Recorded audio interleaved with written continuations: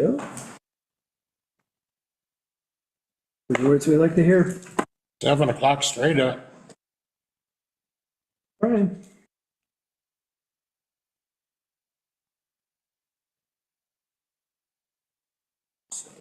All right, we will call to order the city council session for Wednesday, February 18th, 2026. If we could have a roll call, please. Counselor Todd, Present. Counselor Owen, Here. Counselor Dennerlein, Here. Counselor Marker, Here. Counselor Weber. Here. Mayor Kudrnak. Present, and just for the record, Council Copeland is absent. If we could stand for the Pledge of Allegiance. I pledge allegiance to the flag of the United States of America and to the republic for which it stands, One nation, under God, indivisible, with liberty and justice for all. Okay, next we have a Budget Committee candidate interview. There's no name under it. I'm assuming our city recorder is kind of steering us on that? It is, I apologize, I haven't had a chance to get over here and get set. I want to say his name is Brian? Adam. Yes, Yep, he's been here the last couple of meetings. yes. Why don't you come on down?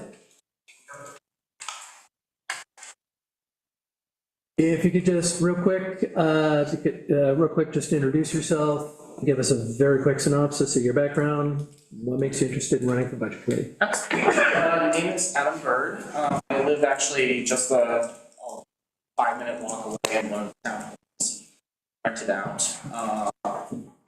And I'm a work from home telehealth, mental health counselor, licensed here in Oregon.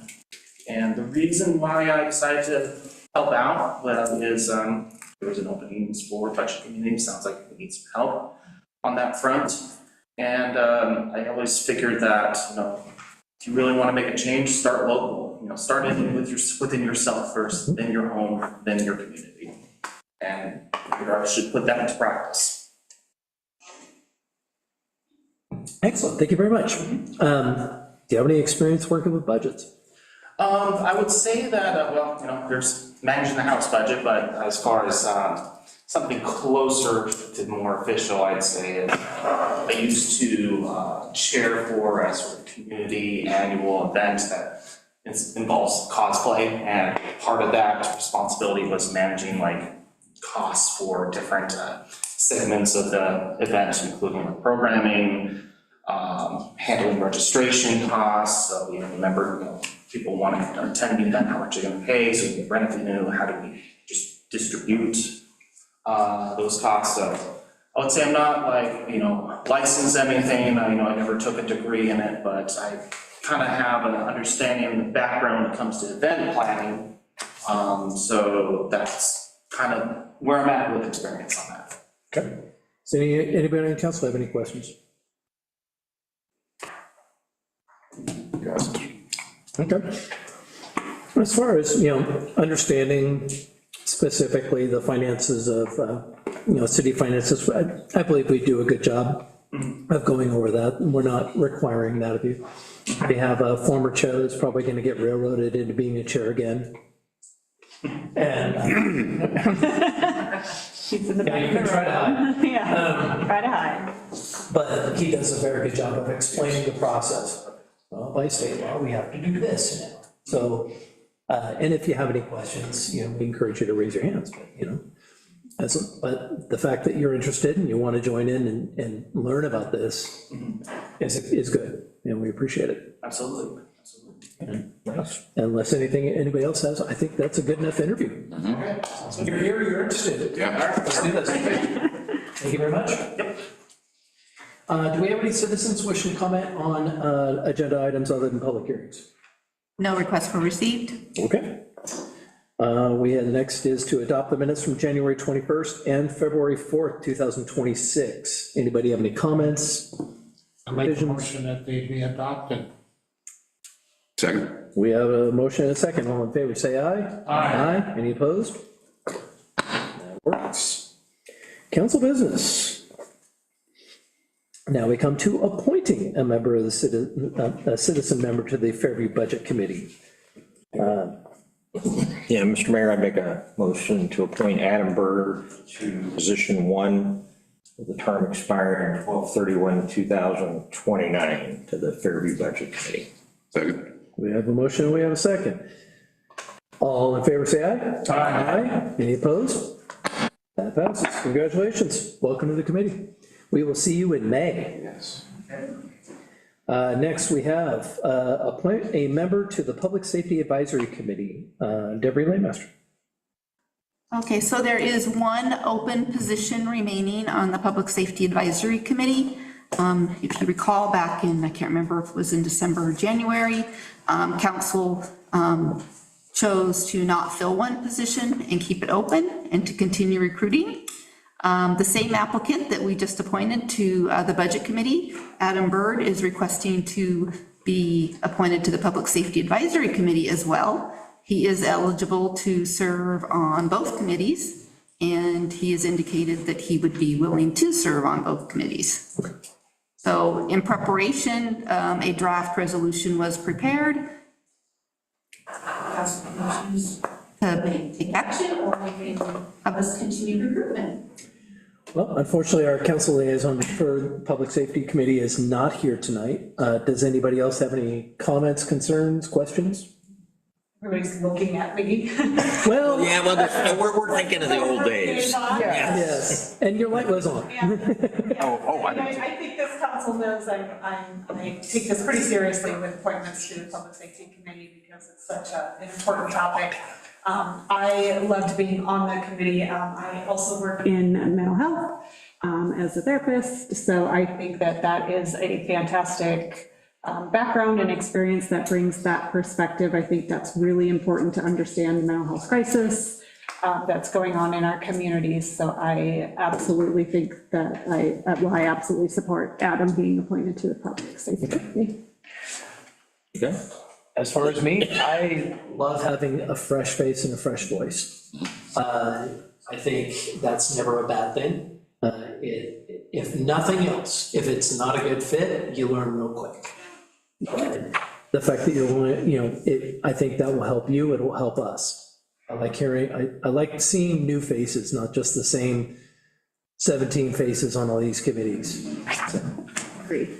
Councilor Todd. I was just saying also, just making sure everybody's aware of this, but just to save the record, but since budget is such a short-term commitment, Yeah. we've got a couple, 3 meetings, so if someone wants to be involved, getting them on a committee that doesn't sundown would be great, and so Agreed. that makes me happy. Perfect. With that, I believe we can entertain a motion.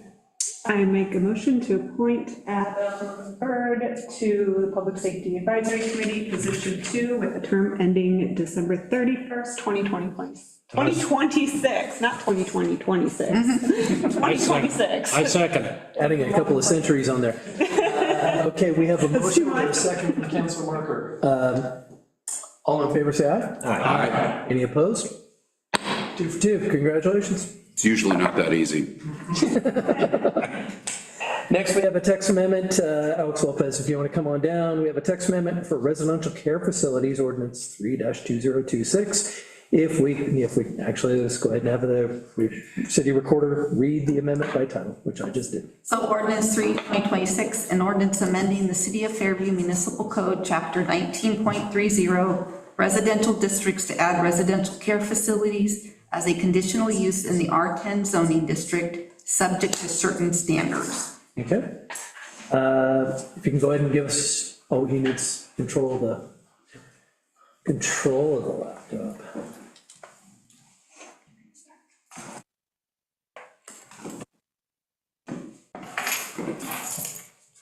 I know technology is. Yes, Do I potential contact now, or? right after his report would be a perfect time.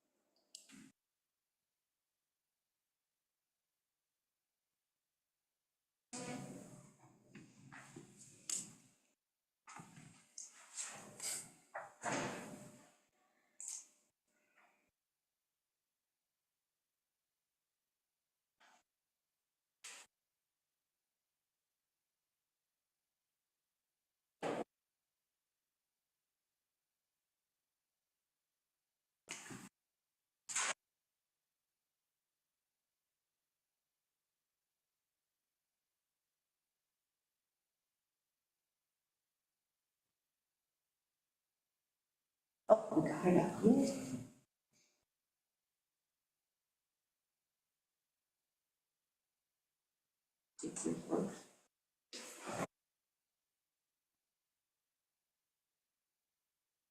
evening, councilors, Mr. Mayor. This is the first reading of ordinance 3-2026 on residential care facilities code amendments. So this text amendment is going to allow for a residential care facility as a conditional use in the R10 zoning district special to certain standards. There's two changes within the code itself. We're going to also remove one section of code that refers to a minimum off-street parking requirement. That's part of just some cleanup from the previous last year's amendment to remove off-street parking requirements. There's a few of those kind of scattered in odd places around the code, so we figured while we're amending this section just to remove that particular section.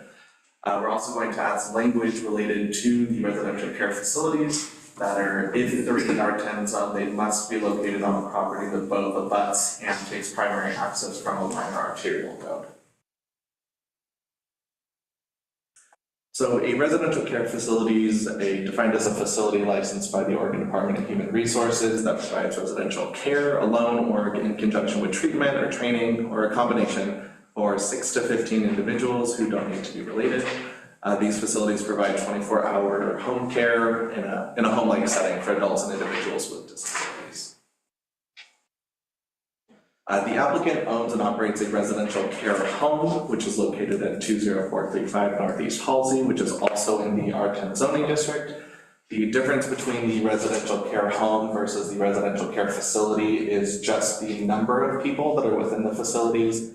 The residential care home is up to 5 individuals, whereas the facilities are typically larger, between 6 to 15 individuals. The applicant's requesting a change to this text amendment in order to be able to develop a residential care facility on the adjacent property next to her existing residential care home. Currently, the residential care facilities are permitted in 4 different zoning districts throughout the city. The residential care homes are permitted outright within all of our residential zoning districts, but the care facility is in a smaller number of zoning districts. State statute requires that all residential care facilities are permitted in any zone where multifamily residential uses are permitted. So that's why you can see that it's permitted outright within our medium density and village apartment zones.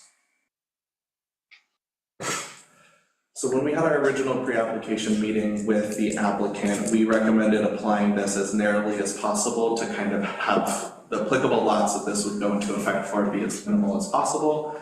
We decided to only allow them in the R10 zoning district, which is the same property zoning that the applicant owns property on, as well as if it would need to go through the conditional use process as well. And we required that it be sited along a minor arterial road. The reason behind that, or the logic behind that, is that Halsey Street is classified as a minor arterial road per the transportation system plan.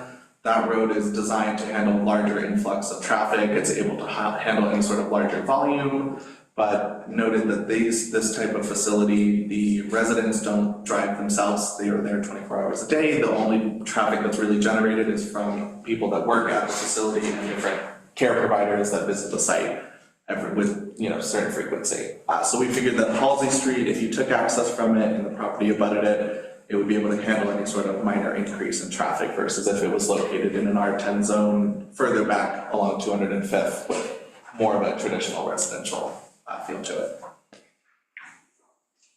And here's a map of the area that is in question here. So this is the R10 zone, kind of splits between the east and west side of Northeast 205th, located directly across from Reynolds Middle School. The smaller portion cut out shows the 7 lots that are both on Halsey as well as takes direct access from Halsey. So this amendment would only apply to those particular 7 lots if they ever wanted to go through the process to develop a residential care facility on their lot. And you can see that it is surrounded by both the Reynolds Middle School, the medium density apartments in 2 different areas, as well as further to the east, you have like your higher in density town center commercial along Ferry Parkway. If the amendment's approved as proposed, the applicant is still required to apply for a conditional use permit. As all conditional use permits are type 3 land use applications, which does require that it goes in front of the planning commission for final approval. The actual facility itself is subject to the same development standards that all residential single unit dwellings are evaluated through. The planning commission held a meeting for this on January 27th and voted unanimously to recommend city council adoption of the code amendments as presented. And the recommendation is to consider the planning commission's recommendation on ordinance 3-2026 and provide direction to staff on any questions you have for the second reading. And that's it. Okay. Councilor Weber? Yeah, I just want to disclose a very minor potential conflict, as I do work with residential facilities through Oregon Health Authority, behavioral health throughout the state of Oregon, and we often will cross-place our folks into DD and APD homes. So there's a very minor chance that while I'm not working with that facility directly currently, we may cross-place someone into that facility. Okay, thank you very much. Does anybody on, any council members have questions for staff at this time?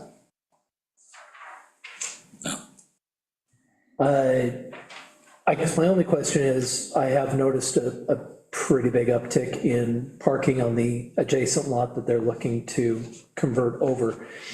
Do you know if there's any plans to formally pave that over, make it a more formal parking area?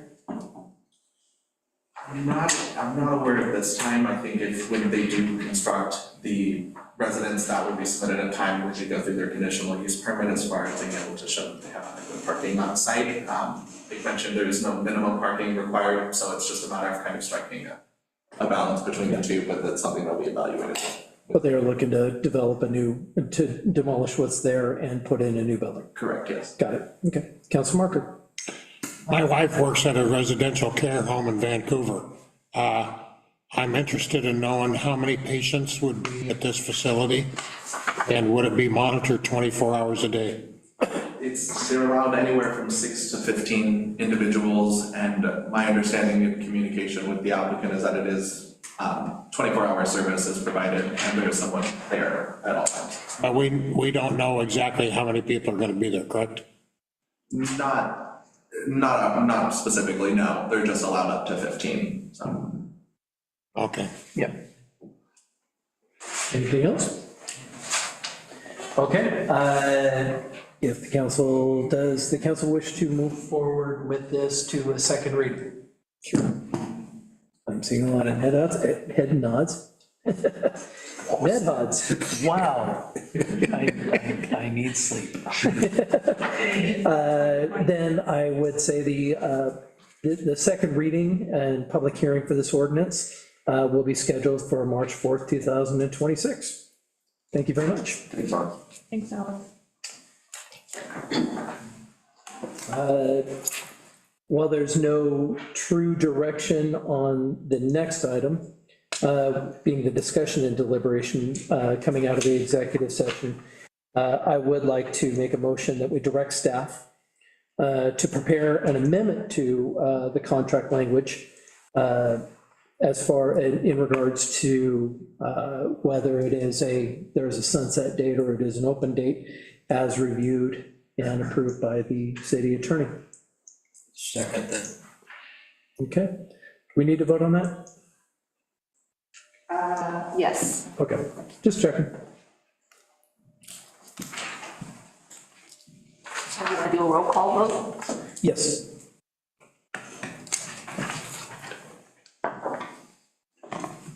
Councilor Todd? Aye. Councilor Owen? Yes. Councilor Dennerlein? Aye. Councilor Marker? Aye. Councilor Weber? Yes. Mayor Kudernak? Yes. That passes. Next, we have city manager and director reports. We will start with Multnomah County Sheriff's.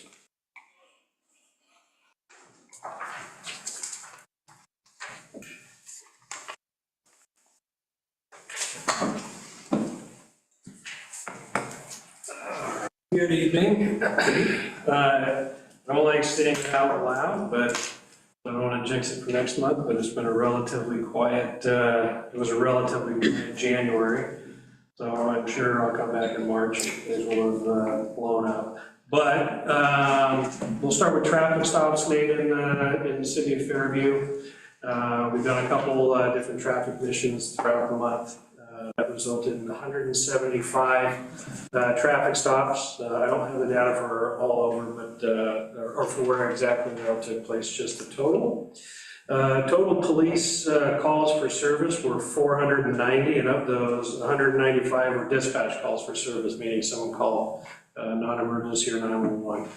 295 of those were self-initiated calls, so probably including a lot of those traffic stops.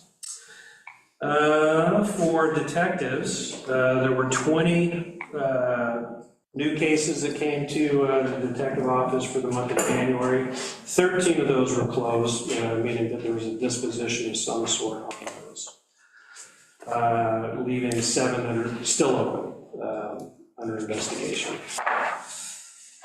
Let's get to some of the other stuff. Traffic accidents, 18 total in January. None of them were injury accidents.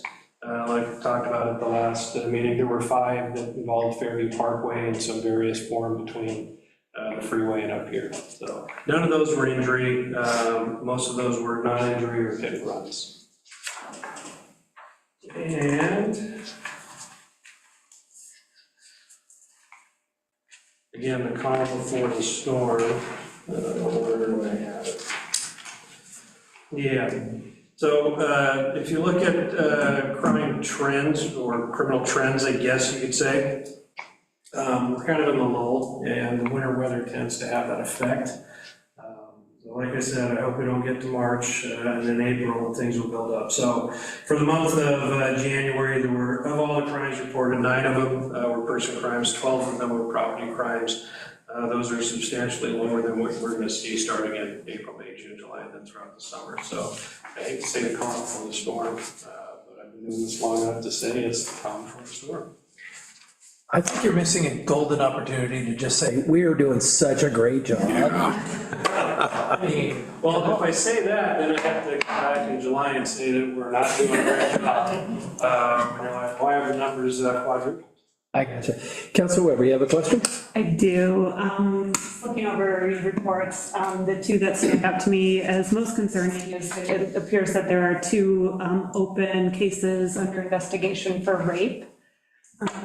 Do you happen to know any details specifically whether this poses a danger to our community and particularly women? All I can say on that is one is open under investigation, and the other, which I think, well, actually, both of those are still under investigation. There's nothing that I'm aware of that I would say is a cause for concern or alarm. And I can't go into the details of either of those cases. Suffice to say that at this point, no, we don't have any concern that there's a cause for alarm for the public. Okay, thank you. Yep. Councilor Denley. In that same page, just a comment, apparently attempting to elude felony is not a criminal offense. So I know what I'm going to do later today. This is Multnomah County, so I mean, some things, you never know. So that's just how it's originally coded. So, and here's a difference between an elude and a pursuit and what is chargeable criminally and what ends up not being. So even though something might be termed, it's an elude. And on the front end, that's just how it's recorded. Okay. But without all the details of what actually happened, yes, it is a crime to elude the police. Yes, it is a felony to elude the police, so. But if you do it just right, it's not a criminal offense. What? Actually, this does bring up the point Life of, is subjective. right, why I miss our own police department, because we used to have a blotter where all of this was laid out, and now it's kind of like, well, this is what happened, and this is the result, and we never know what's in the middle.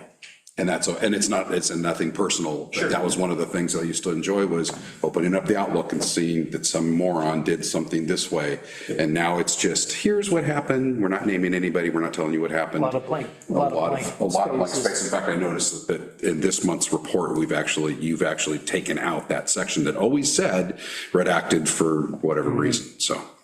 And kudos to continuing the pressure in the village on Park and Multnomah. I think I might be hopefully wishfully looking at it, that maybe people are starting to hit that stop sign just a little more, like stopping, because you gave out another 10 tickets and arrested somebody, so thank you, good job. Trying to find the notes on that. In that vein, I have actually stopped for longer than 2 seconds just because I could. I'll admit this in public, I actually come to a complete full stop, the wheels are stopped, and wait for a second or two if there's somebody coming this way. Yeah. Just to mess with them, Oh, yeah. so, Gotta wait for the rollback. MFA roll through. oh, yeah, absolutely, so. Okay, I think that. Keep doing those. I guess really the only other thing, and it's not necessarily so much a Fairview specific thing. I don't know if which of you follow the NCSO's Instagram or anything, but we did go down last month during January and select a new drug detection canine. Kevin Jones, our current handler, is retiring at the end of April. It's a pretty big process selecting dogs. 3 of us rode down to California, came back with a 30-pound English Springer Spaniel that's just a full of energy. So that is kind of the latest. Excellent. Thank you. Thank you. Next would be, I believe, placed. Nothing? Yeah, I was starting with Ann. Yeah. Oh, we're starting. Yeah, unless you want to go to Sarah next. We've traditionally gone down that, That's true. down the table. Go next. Okay, who We'll wants to go recreation.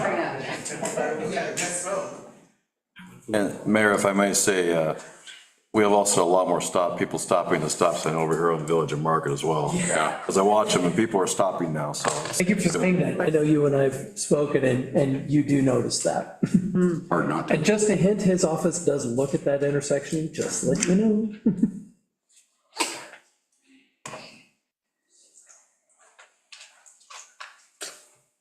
I thought Ian was next. Good evening, Mayor and Council.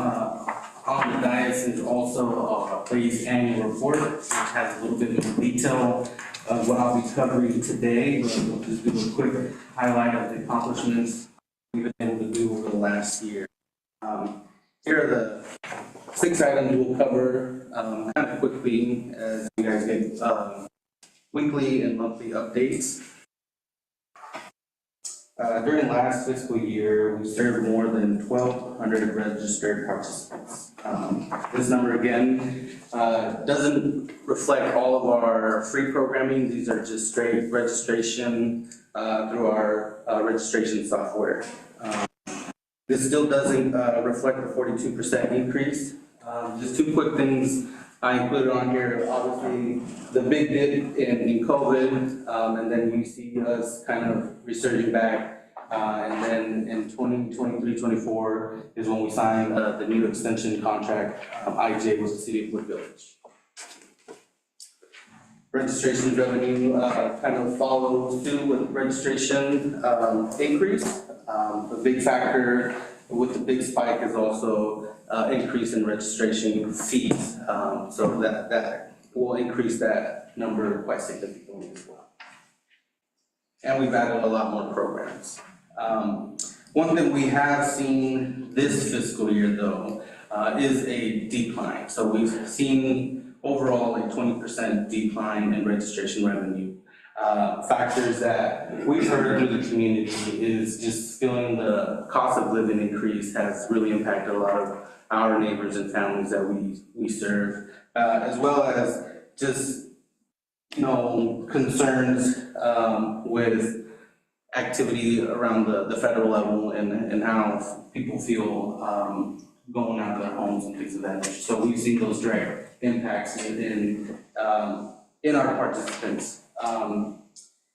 If we take last year as an outlier though, this year we're still trending to be higher than the previous year. So we knew there'd be a point where we kind of taper down a little bit within the program just because we were having such a huge spike. The partnership with the city of Gresham obviously plays a big role in this as well. So we are projected to be significantly lower than last year, but still within that means of the year prior to that.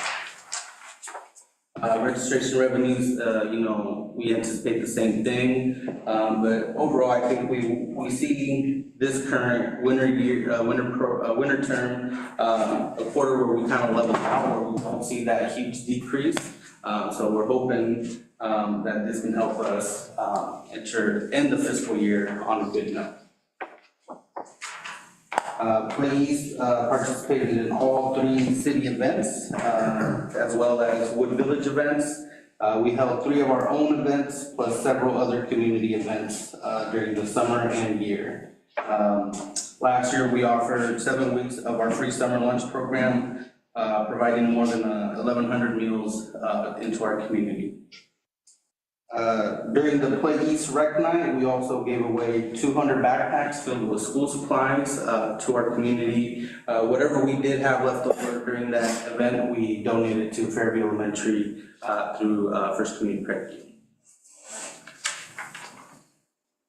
For this summer, spring, we are anticipating kind of the same thing we did last year.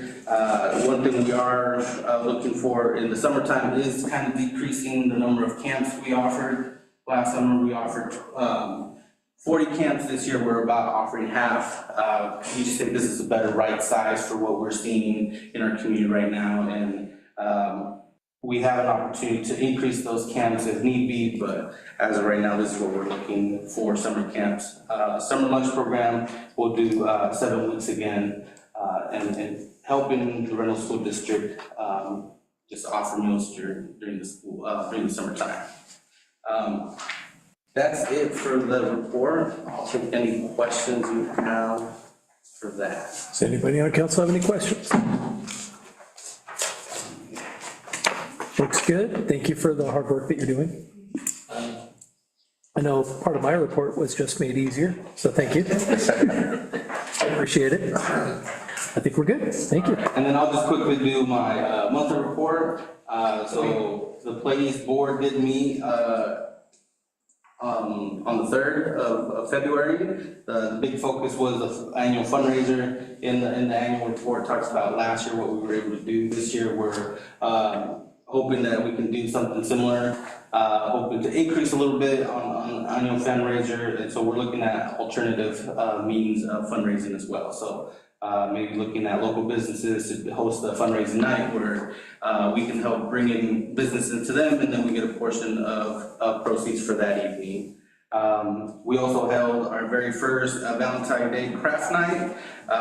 This was totally free to our community. The anticipation was just to create an opportunity for families to come together and do something fun.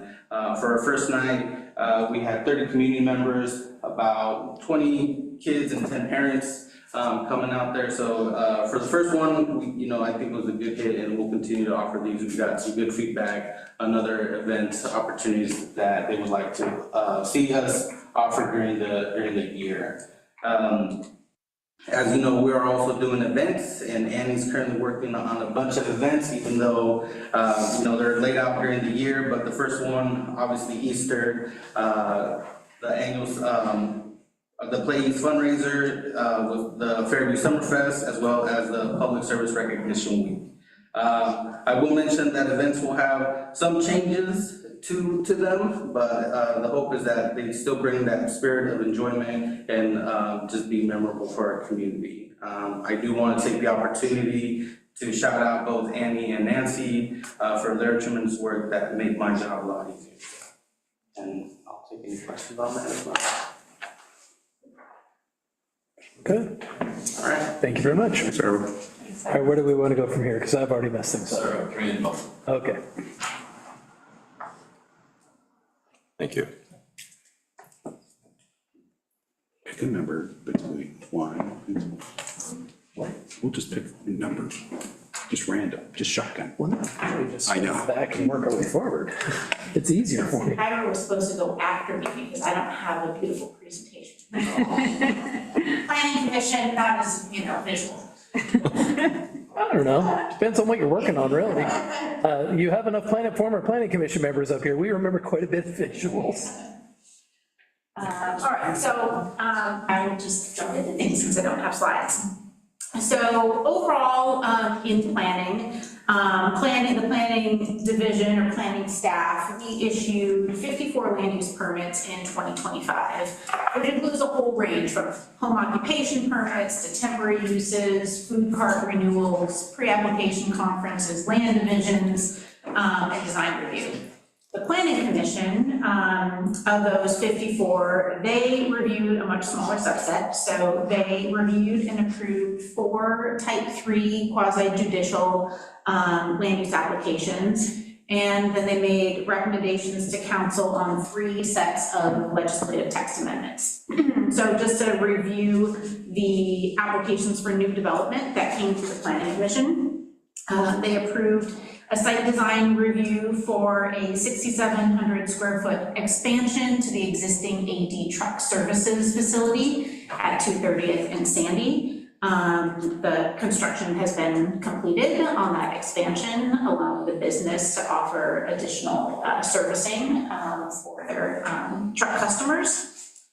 The commission also approved a site design review, conditional use, and variance request for a 15,000 square foot 2-story office building on Depot Street, on the site that used to be Leathers Fuel, and is the new fuel company now.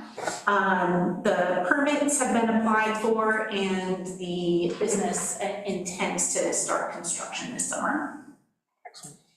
The commission also approved a natural resource permit for an encroachment into the Fairview Lake riparian buffer for a single family home to be built on the last remaining vacant lot on Fairview Lake, which is on the west side of the lake, and that's under construction. And then last, the commission approved a site design review to construct an aggregate transload facility and concrete ready-mix plant for Heidelberg Materials on the Columbia River. So this is next to NEI, kind of to the east of Chinook Landing. And that project, the company Heidelberg is completing their final design. It's somewhat more complicated given it is on the river and they have to deal with additional permitting and in-water work periods. But they are they're working to get things finalized before they submit for permits. And then in terms of code changes or legislative amendments, the commission and then the council approved the text amendments to streamline and modernize the village mixed use and village commercial permitted uses.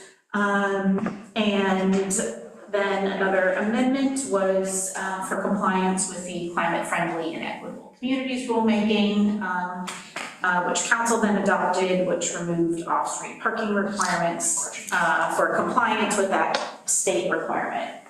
And then last, just recently, the city council approved what the planning commission recommended on the floodplain code amendments. So those go into effect at the end of this week. And the commission held additional work sessions on all of these topics as they went through the year. They switched from having a standard schedule of 2 meetings a month to 1 meeting a month last year. So they're meeting kind of less frequently, and because development activity, particularly for those larger type 3 applications, has just been slower the last couple of years. They have been meeting as needed, but there's been a few months where they took a break. So just in other director reports briefly, the Planning Commission is meeting next week. We're going to be having a work session to get feedback on the street tree related amendments that staff has been working on. And economic development, you may have noticed the Crescent Studios space under the clock tower. You can now see in through the windows, the painting is completed. They're finishing that project up, and I think she hopes to move into the new space by the end of the month and then open up for business in March. Let's see, just as so you know, in transportation, I had a monthly check-in meeting with Multnomah County Transportation today, and they shared that their project manager for the Safe Routes to School project has started going door to door, talking with businesses and property owners along Fairview Avenue, just to make sure they know what's going on and what's coming in terms of construction for this summer. And I'm planning to invite her back to just give the council an in-person update before the construction begins and once they know what their timeline and the impacts will be, so you're aware. But that is planning to move forward for construction starting in June. And also on the transportation topic, the county, as we're finishing up the Safer Sandy Boulevard project, the last phase of outreach has been completed, and we're working to kind of work with the consultants to finish the concept plan. The county is looking for opportunities for additional funding for that project because the construction funding they have right now will fund a little bit less than half of the Sandy Boulevard corridor. Last year, around this time, they submitted a request, and Fairview submitted a letter of support for the congressional funding of, I think they submitted a $5 million request last year. They were notified that they received, I think, $880,000 of that request. And they are requesting $5 million again and looking for a letter of support from the city of Fairview. So if the council so desires and if the mayor supports, I have a letter that I prepared right here that could be signed by the mayor. So just looking to see if you'd like to move forward with that. I don't think I see any no's, Yeah, yes. Opportunities for more funding is good. Absolutely. Yes. Yes. Okay, great. And then, yeah, just wanted to note with code enforcement things have been busy. I know that we're continuing to try and address some graffiti and get that all taken care of around town. And there are a couple of camps that have been observed lately, so the Hope team's been notified, and we're working with the Hope team on those. There's one in kind of the Salage Ponds area behind Fieldstone Apartments that's been reported recently. Okay. Anybody, any on council have any, is there any further, let me ask. Okay, any on council with any questions? Councilor Denline. First off, kudos to Multnomah County for finishing up the 223rd and Marine Drive, what, a week ahead of schedule? So usually we don't say good things about Multnomah County, but this time we will. Great, they did it in less time and it looked great, looks great, and hopefully Waste Management gets a nice big bill for that. Where are we at on trees? Still working its way through planning? Do we have a time frame on that? We are coming to the city council for a work session in April, and then following for, I forget what the dates are, but we have it in the schedule looking forward, so I think it would probably be in May for adoption. Okay. And finally, and I know that Councilor Owens led field trips, but as somebody who drives down 223rd and hangs a right on Marine Drive and then goes up to Sundial, it's almost like every other day, somebody decides to take a high-speed corner, shove something out and watch it tumble into the side. Yes. And it'd be nice if we got that picked up sooner than the couple of weeks. And I think we do a better job than Troutdale, because at the old railroad tracks, that's been a mess for months, but. And we do report those to RID, so Metro's RID program will come and pick those up, and I know that yesterday or today, there were, I think, 3 dumps at that location that were reported. Okay. Yeah, so I feel like it's almost every day there's something that gets reported to RID. Thank you. Yeah. Council President Owen.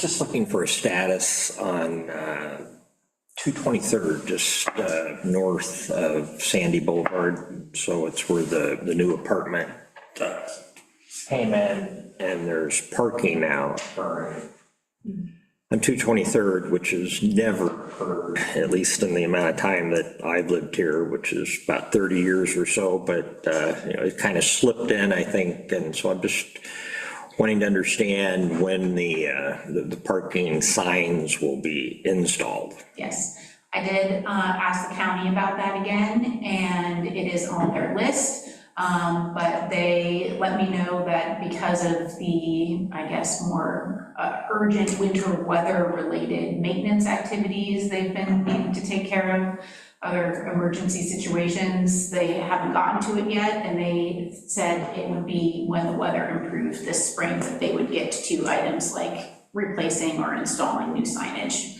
So there is a no parking sign that's going to be going up in between that driveway to the Meadowlark and the boatyard.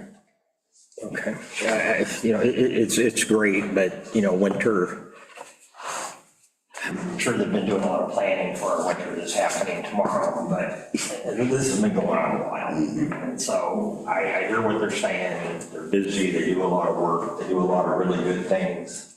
But anything we could do to maybe encourage that. I mean, in my opinion, there's definitely some safety related issues as you're approaching 223rd and Sandy. You have the hill going up, and then having parking there just makes absolutely no sense. And this has been going on for a while, so thank you for the update. Just one other question. I noticed that we had looked like a used car lot set up there on 223rd, just across the street from The vintage shop. the vintage shop. And it's been there, I'm gonna guess, a week to 10 days, maybe 9 days, where there's a couple vehicles parked out in the yard now and some signage out front. Clearly, if you're looking for an extended SUV for, I don't know, 97, 95, and the other car for 11,000, whatever, I would encourage you to go and buy those and get those out of there. But my question is it a code violation? I reported, and I know there's likely work going on, but it just seems very flagrant.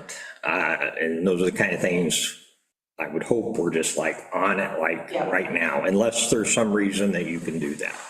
And you reported it to the code compliance email. What I did is I left a very delightful message for Nathan the other day, probably not worth making public, about the deal, but Nathan did respond that he passed it off to the community development department, I believe. Yeah, So okay. I will check in to see, it's probably been entered into our code compliance tracking system and is under investigation to. And I got it, and there you probably have this many items under code compliance. Something like that is so flagrant and it's so not common in the city. I just think the quicker we can get on it and establish the rules of engagement, the better off we're all gonna be. Agreed. Yes, So yes, I'll that's check my- on the status and I can give you an update tomorrow. Okay, thank you. Personally, I want to thank you for your efforts with the northeast corner of Fairview Parkway and Halsey and getting that property cleaned up. I noticed that there's a pile of metal still on the site. I'm hoping that they're going to come back and pick that up as opposed to just leaving it out in the middle of the debris. Yes, and I'm in communication with the maintenance crews for PGE. So we're talking about a couple of different things. That's one of them. Another is that their vehicles, while they were doing the same type of maintenance at Salish Pond under their lines, did some damage. The ground was wet, things got a bit torn up. So we're talking about how they're going to restore the land. Got it. And there's still a fairly sizable blackberry bush conglomeration at the south end near Halsey. Was that left on purpose? So I think what's going on there are two different entities that maintain that property. So PG's completed their portion under their lines, And then I believe that the rest of the Blackberries that are still there are on Pacific Power's portion under their lines. So hopefully that will be coming soon. Well, I commend you for your efforts. I know you used code issues or I'm under the impression that you used code issues to prod them to cleaning that property up. I am very appreciative of it. That is our gateway. That is our entry. And it looks so much nicer. So, thank you. And yeah, hopefully the rest will be cleared soon and then they'll keep it that way. Excellent. Thank you so much. Yeah. All right, thank you.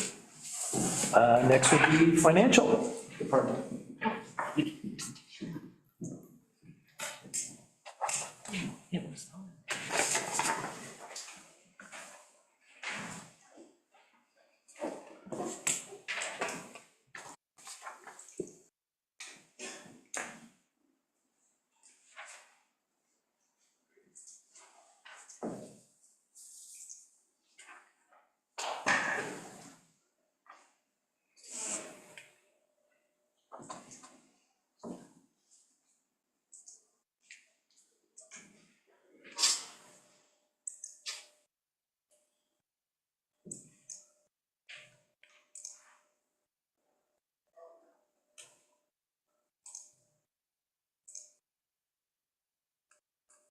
It worked. It works. Thank you. It's so quiet in here. I know. Good evening, Mr. Mayor and Council. Tonight, I am presenting the financial report for the period ending December 31st of 2025. I do want to remind you that the financials in the report that you have before you are unaudited.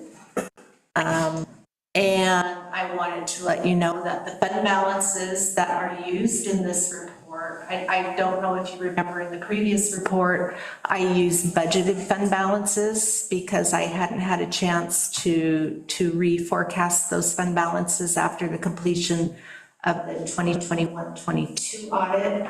So I have reforecasted those balances. Those are in the report before you tonight. And all transfers, interfund charges, and debt payments for the quarter ended December 2025 were made as budgeted and scheduled. So with that, we'll move forward. So my first slide is the quarter activity for all funds. The city began the quarter with about 18.6 million in beginning fund balance across all of its funds. About 5.8 million was collected in revenue, not including about $122,000 in transfers. Total expenditures were 4.4 million, which included about 500,000 in capital investment. Debt payments of approximately 189,000 were made timely, and operating revenues covered operating expenses.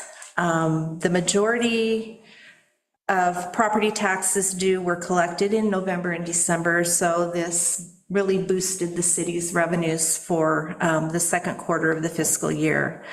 And those revenues will be used to fund general fund operations for the remainder of the year. So you will see a decline in those fund balance amounts. And the city then ended the quarter with about 20.1 million in fund balance for the quarter. So looking at fund balances, in a little more detail. The estimated actual beginning fund balances for the fiscal year are slightly below what was budgeted. You can see that the grant fund was budgeted to have about 130,000, and my estimate shows it's negative about 600,000. A lot of that is because the years that we haven't caught up in the audit, transfers have not been yet made into the grant fund for projects that had been started and completed in the unaudited years. So I expect that to kind of level out going forward as we get those audits completed. Currently in the grant fund, as you see, I'm anticipating that at the end of the quarter, it was slightly better at a negative 561,000. But we do have two big projects currently underway in that fund. The CDBG project, as of December, had expended about $558,000. And no grant funding has been received on that project as of yet. So that will help that negative balance. And then well 10, as of the end of December, has expended about $136,000. And the SDCs will be transferred as qualified expenses are made. And then we also have a loan that is going to be financing a part of this project. And we are not drawing on that loan until we absolutely need to in order to save us paying interest expense when we don't need to. So using the revenues or the funding for that project is very strategic in trying to save the city as much money as possible. And the general fund started the year about $294,000 below the budgeted amount for beginning fund balance, and is approximately about 1.5 million over the budgeted ending fund balance. And again, keep in mind, we have a lot of property tax in there that's going to be going away as we finish up the year. So that will be a lot closer to the budgeted ending fund balance, but I am anticipating it'll be slightly above. Ending balances for the city as a whole are about 7.2 million above the budget amounts. And again, this excess will decrease as the year goes on to fund operating expenses. And beginning balances for most of the funds are estimated at this time to be more than what we had budgeted. So that's good news. That is all I have to say about this report at this time. Do you have any questions on any other areas of the report I did not cover? Well, I have some, but I'll just touch base with you. Okay. Line, we don't need to drag everybody through it. It's all good. Okay, so then I will get into my department updates. Tyler continues to be a big deal in the department. We did receive our card readers, so we will be moving forward with implementing Tyler payments, which the biggest thing with Tyler payments is that when somebody makes a payment to their utility account, it will reflect immediately instead of having to wait till the next day when staff downloads from Express Bill Pay and then uploads into Tyler. It'll be more real time for customers. We're still fighting with Output Director, which allows us to do emailing of utility bills and pay stubs. The utility bill side is working, and we will be emailing utility bills for everybody who has signed up to receive them that way. If you haven't, you can go to our website and fill out a form and get your utilities bill statements electronically. Pay stubs, we've been having a lot more trouble with.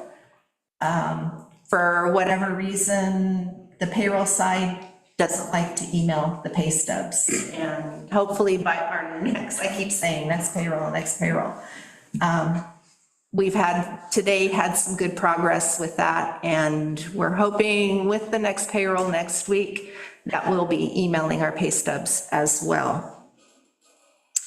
Audit. We are planning on the presentation of the 22-23 audited financial statements to council at council's May 6th meeting. So good news there. And we have scheduled audit field work for the 23-24 fiscal year for the first week in June. So we're moving along with that. And our new accounting clerk starts February 23rd, that's Monday of next week. So we'll have a fully staffed finance department again, and things hopefully will get easier for Tricia and Shelley. And last, I just want to remind council that we have scheduled our budget committee meetings for May 4th and May 11th, and then May 13th if needed. And that completes my report. Any questions? None for me. Thank you very much. Thank you. Do we want to do HR? If that, I notice that's not on here. Yeah, HR, well, HR falls in the general department reports. So mine will be very short.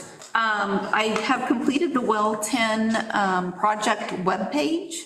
I can send you the link directly tomorrow. I will also be doing a social media post to let people know that it's out there, and creating a link on our main webpage to try and make it as easy as possible for people to find. Nate did a great job giving me context and pictures, so.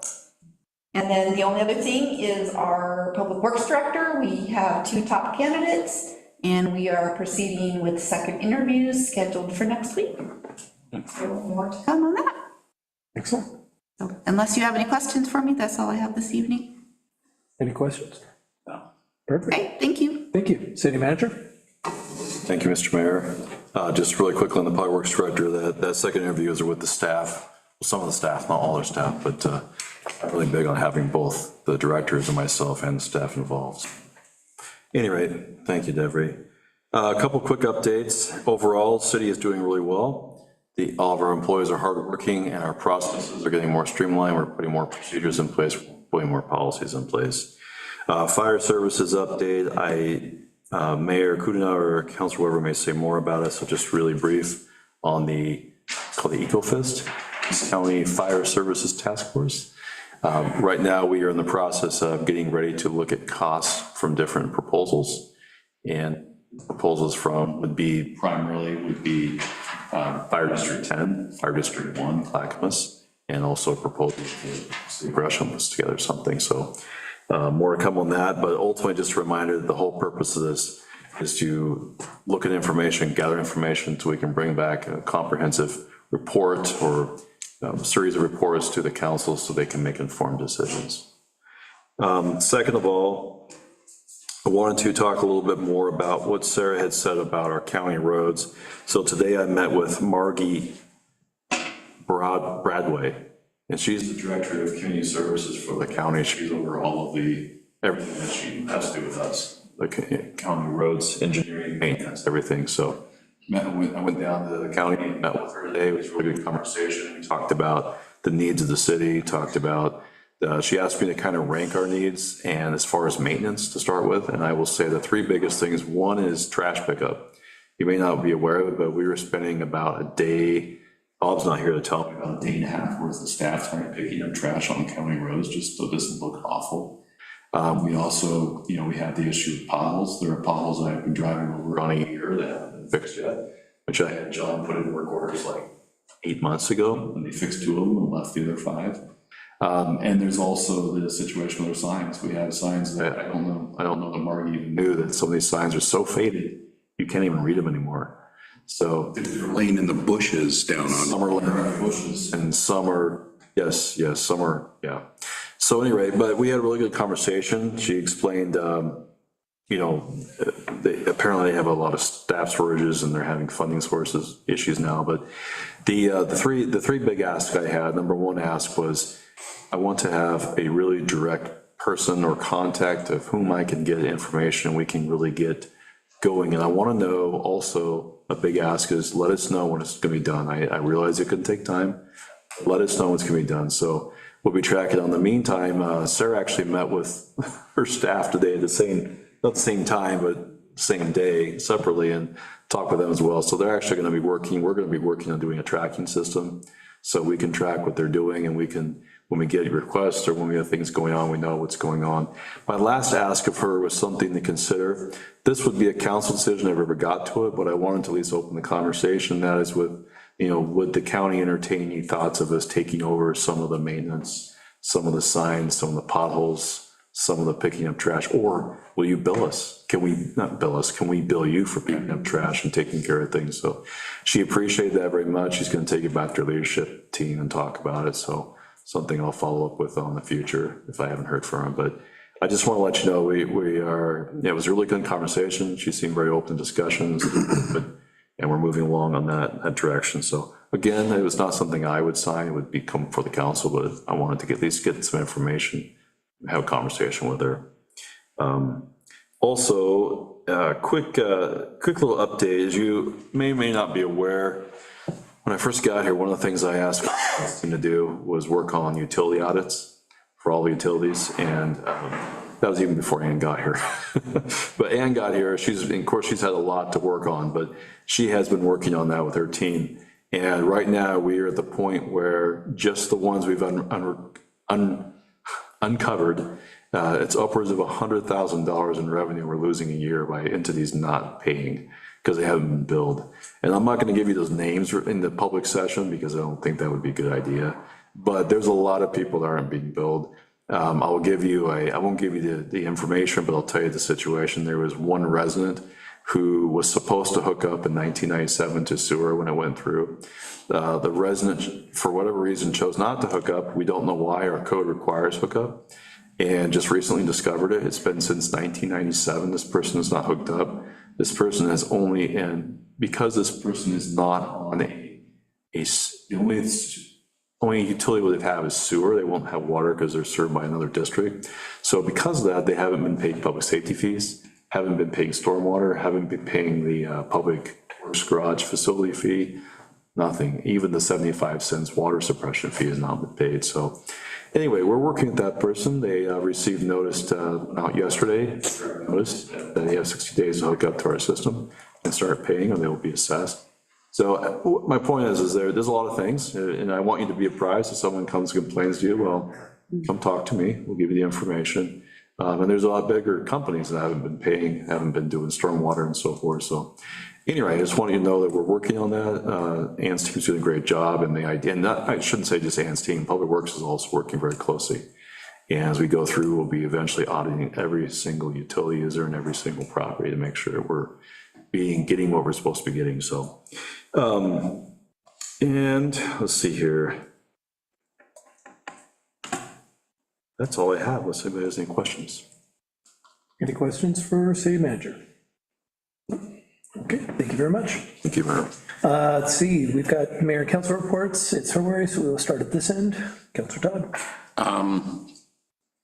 County transportation, also state transportation, those committees are working on priorities for the next year and so forth. So that stuff, will sort of get sorted out as far as the projects and where resources will go. The state transportation budget as of today is in a lot of trouble because the lockout that apparently is going to go on. So the state transportation funding at this point that was supposed to be going through the legislature looks like it's not going to happen. So as far as our county money, that may well affect their budget even more adversely. Okay. Sorry for just bad news. That's all right. Has to happen. Council President Owen. Yeah, nothing to add this evening. Okay. Councilor Denneline. So right before this meeting started, the executive session started, I was informed that, and this is related to MHCRC, Gresham rescinded their resolution to leave the MHCRC and wants back into the MHCRC under the existing IGA that's going to expire at the end of June. I have no idea what the hell's going on. I truly don't. This simple little bureaucratic thing has morphed into idiocracy at its highest level. I'm waiting for President Camacho to walk in here because it's just gotten to be ridiculous. I don't know what's going on. I do know that you and the other 3 cities in Multnomah County all signed a thing saying, we're done. And so I don't know what's going on. Part of the we're done thing raises some interesting questions. For instance, what about this? As of July 1st, I don't know if we have a contract in place to continue broadcasting these meetings on Metro East. I don't know who owns the equipment behind that wall. Technically, our fees paid for that, but do we keep it and move it onto YouTube? I don't know. No one's asking these questions. Supposedly, there's supposed to be an IGA between the 4 jurisdictions and whoever, I guess amongst themselves for collection. I don't know how you're going to get money come, the 1st of July from our franchise fees, because the contract's negotiated through the MHRC. There's all of these things that I don't know, and I'm anticipating July 1st hitting and everybody going, wait, what happened? And so just to give you a heads up, like I said, at 5:45 tonight, I was like, by the way, did you see what Gresham did last night? So I don't know what's going on. You might want to find out. Yeah, may I speak, Mayor? Yeah. So there was an interlocal government agreement that we all signed, and basically that was to continue on with Portland still managing at a much lesser, well, it shouldn't be much lesser, a reduced rate. Right. So it's still managing, it would still operate the same way it is, just with a reduced rate as we phase out the whole system. I don't remember the terms. I'm confident. Do you remember having that, Deborah? I think you have a copy of that. Anyway, I'll have to check on that. Yeah, you might figure out because there's shenanigans going on. As far as Gresham, that's news to me. I didn't know anything about that, so I will look into it though. And then one other thing, and I should have asked this when you were speaking, but Metro has been clearing up the northeast corner of 223rd and Blue Lake Way, so the driveway that goes back into Heister or Yale. There's a park bench that sits right there. There's a bench that sits right there. My understanding, and there's people who have more history than I do, was that was a replacement burial place for another burial place that had been torn up, and we were supposed to kind of like leave it alone. Anybody? Yeah, well, I mean, I understood that was like almost kind of think of it as like a memorial bench or something, just recognizing the fact that that is where they used to dump excess dirt from cemeteries, and of course, they dumped more than just dirt there. That's correct. So it was kind of I don't know with an area that was set aside for, just because there's remains. Right, there's human remains in there. And so as Metro starts, there was a guy back there with a brush cutter cleaning things up, and I just want to make sure that nothing bad happens, like we're not haunted or we get sued or, anything like that. I saw that. I know that you're new, so you probably, Councilor Owen knows more than I do, but I'd heard this before, and I just want to make sure that nothing bad comes of this. So we have a lot of discussion in our leadership meetings, and this is one of the things we actually discussed. And Bob has a little more history on because he was here. Yeah. But yes, there was understandably there were graveyard debris and things that were dumped there. Yeah. I didn't know the bench memorial. There actually, if you take a look at that fence post, Bob was just showing this to me the other day when we drove by. There's actually a memorial that it kind of looks like a tombstone there. So I don't know. Does the Metro own that property? Yeah, Metro owns it. Okay, so, sure, we can. Just curious. Sure they're aware of it. Okay. But, yeah, we can do that. Thank you. Thank you. Councilor Marker. Highlights of the last Parks Advisory meeting. I'm sorry to inform everybody that the kids' free fishing event canceled due to the Head Start inability to partner this year. We hope that it happens again. Everybody was upset, or not upset, but sad that we couldn't have it. City considers another option for local share money, such as safe passage under RR. Form 2 subcommittees, volunteer program, agreement, and summer festival. And lastly but not leastly, Bob Dolphin is still the chair of the committee, and Ben Pointer is the vice chair. That's it. Thank you. Thank you very much. Counselor Weber? I think City Manager George summed up the fire services meeting, nothing more to add. Okay. Pretty much the same, yeah. Please took that update. You took the fire services update, so I think we're covered there. I think I'm good. Next on the agenda is citizen comment. We do have one citizen wishing to speak, and Gonzalez Munoz, if you want to come down. And just for the record, if you could just state your name and city of address.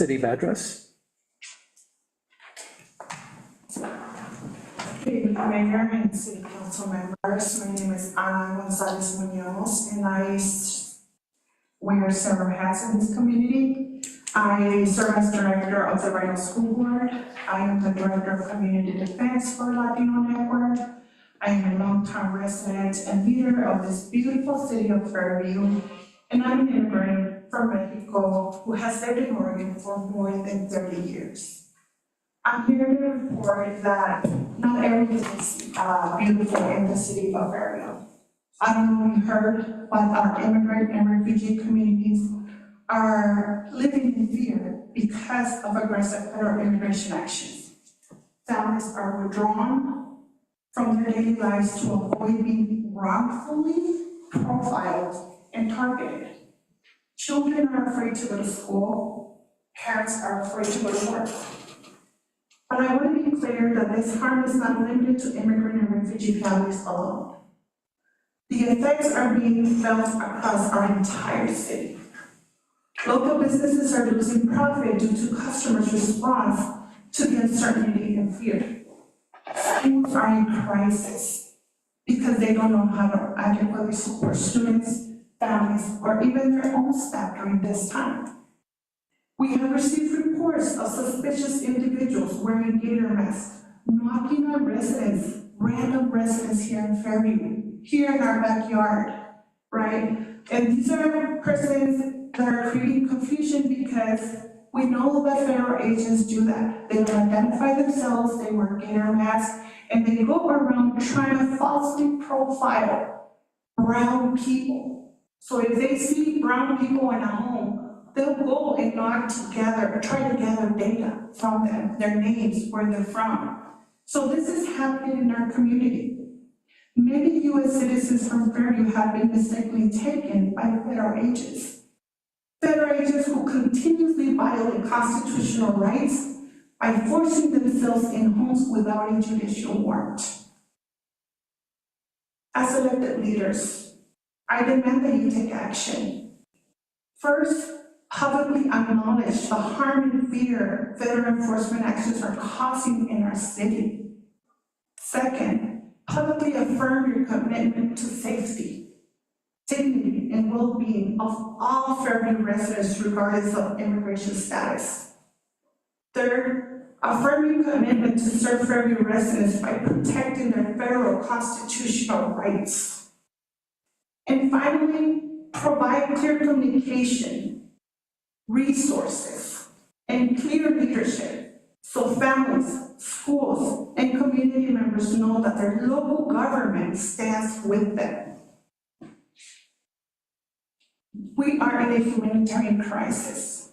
Please know that and understand that. And even though you're not directly impacted, our city of Fairview is impacted. And not doing anything and being silent is contributing to that fear and that trauma that our community is suffering. Our community needs you more than ever.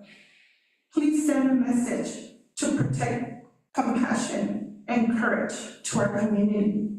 I beg you. We are in a crisis here. And I have not heard any of you address this issue. And this has been over a year that is happening. And it's gonna continue and it's gonna get worse for the next 3 years. So let's stand together.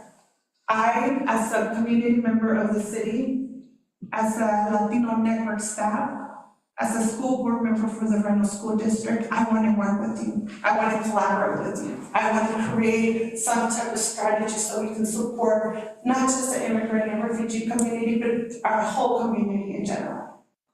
So please contact me, and I'm open and willing to work with you all. Thank you. Thank you very much.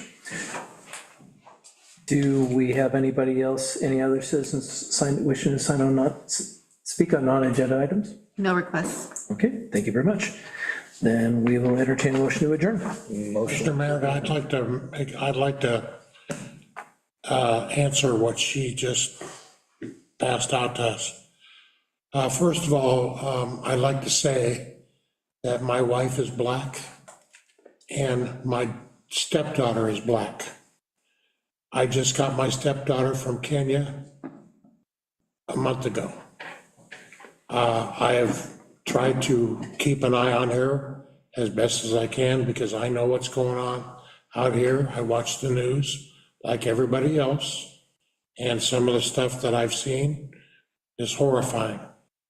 I wouldn't wish it on any parent, but the point is that I feel responsibility myself that I need to turn around and take care of my own child and make sure that my own child is safe from harm. And I think if we all do that, I think we'll be better off in the long run, okay? And the last thing I want to say is, if you're running into problems, you need to contact your local police department because they can turn around and do something about it. And I want you to help me do that because our local police department want to turn around the other way and not do anything about it because they don't want to mess with the federal government. Thank you. We have a motion to adjourn? Second. Okay, all in favor, say aye. Aye. Opposed? Thank you very much. Okay.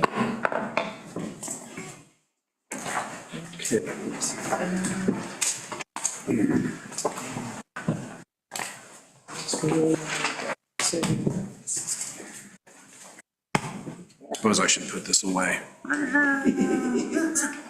Somebody move your truck? I put it up here during the meeting and then I park it.